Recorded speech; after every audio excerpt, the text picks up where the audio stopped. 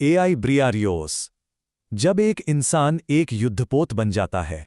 सोचे जरा, क्या हो अगर एक अकेला इंसान एक पूरे के पूरे युद्धपोत का काम कर सके।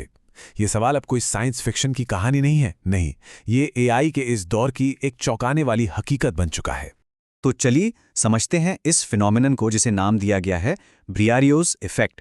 ये एआई की वजह से आया एक ऐसा बदलाव है जो हमारे काम करने के स्केल को, मतलब उसके पैमाने को पूरी तरह से बदल कर रख रहा है। लेकिन ये ब्रियारियोज है क्या आखिर? देखिए, कल्पना कीजिए एक ऐसे सैनिक की जिसमें एक अकेले एलीट योद्धा की सारी खूबियां हों और साथ ही वो अकेले ही एक बहुत बड़े सिस्टम को, मान लीजिए एक युद्धपोत को, कंट्रोल भी कर सकता हो। बस यही है इस कॉन्सेप्ट का सार, दो अलग अलग ताकतों का एक में मिल जाना। अब देखिए, आमतौर पर ये दो चीज़ें बिल्कुल अलग अलग होती हैं, है ना। एक तरफ होता है किसी एक इंसान का अपना पर्सनल स्किल, और दूसरी तरफ होता है एक पूरे सिस्टम पर कंट्रोल। एक काम एक व्यक्ति करता है और दूसरा काम एक पूरा का पूरा ऑर्गेनाइजेशन करता है।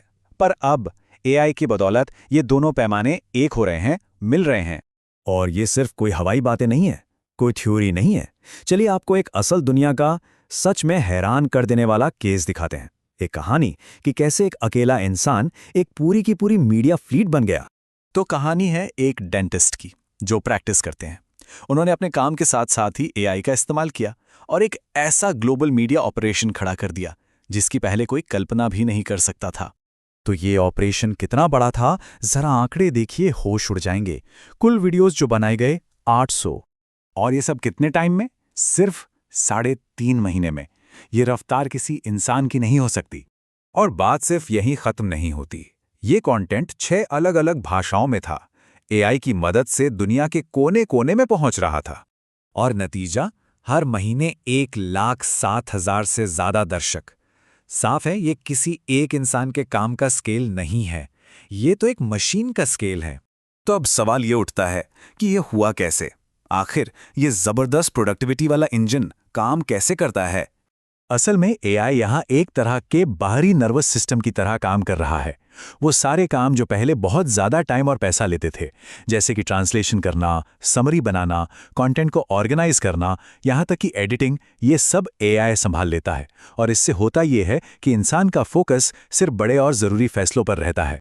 यही फर्क है एआई से पहले की दुनिया और एआई के बाद की दुनिया में।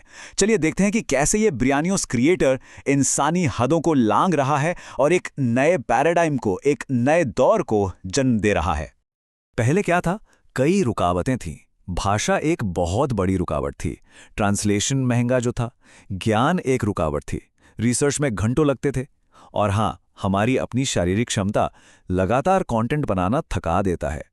लेकिन अब एआई के आने से ये सारी दीवारें टूट चुकी हैं। अब इंसान का काम है सिर्फ स्ट्रैटेजी बनाना, ये तय करना कि क्या फेंकना है और कहाँ फेंकना है, बिल्कुल वैसे ही जैसे कोई युद्धपोत की तोपों से निशाना साध रहा हो। लेकिन इस बेहिसाब ताकत की एक कीमत भी चुकानी पड़ती है। तो अब जरा इसके मनोवैज्ञानिक असर पर बात करते हैं। इसे हम कह सकते हैं the ghost in the machine, या मशीन के अंदर का भूत। इस ताकत का एक बहुत बड़ा साइड इफेक्ट हो सकता है अपने ही काम से, अपनी पहचान से एक तरह का अलगाव। मतलब जब कोई इंसान मशीन की तरह काम करने लगता है तो वो एक क्रिएटर से ज्यादा एक ऑपरेटर जैसा महसूस करने लगता है। वो जो फीलिंग होती है ना कि ये मैंने बनाया है, वो कहीं खोने लगती है। तो फिर इसका हल क्या है? इसका जवाब बड़ा गहरा है। सलाह दी जाती है कभी कभी आपको एक हाथ से सिर्फ एक ही पत्थर फेंकना चाहिए। इसका मतलब यह है कि इस मशीन जैसी प्रोडक्टिविटी के बीच अपनी इंसानियत को, अपने काम से उस असली जुड़ाव को जिंदा रखना बहुत जरूरी है। तो ये सब हमें कहाँ लेकर जा रहा है? हम अपनी आंखों के सामने एक बिल्कुल नई तरह के अस्तित्व को, एक नई क्लास के क्रिएटर को जन्म लेते हुए देख रहे हैं। और ये सिर्फ प्रोडक्टिविटी बढ़ने की बात नहीं है, नहीं, ये एक बिल्कुल नई इकाई का उदय है। एक ऐसा इंसान जो है तो अकेला, लेकिन काम एक पूरे मीडिया कॉम्प्लेक्स की तरह करता है। और एक बात तो तय है, ये एक वन वे डोर है, यहां से वापसी का कोई रास्ता नहीं है।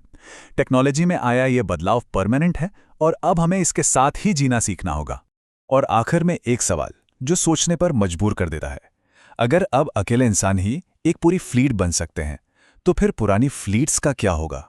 यानी वो जो बड़ी बड़ी कंपनियां हैं, बड़े बड़े ऑर्गेनाइजेशंस हैं, उनका भविष्य क्या है? ये सवाल हमें इस नई दुनिया की हकीकत के बारे में बहुत गहराई से सोचने के लिए छोड़ जाता है।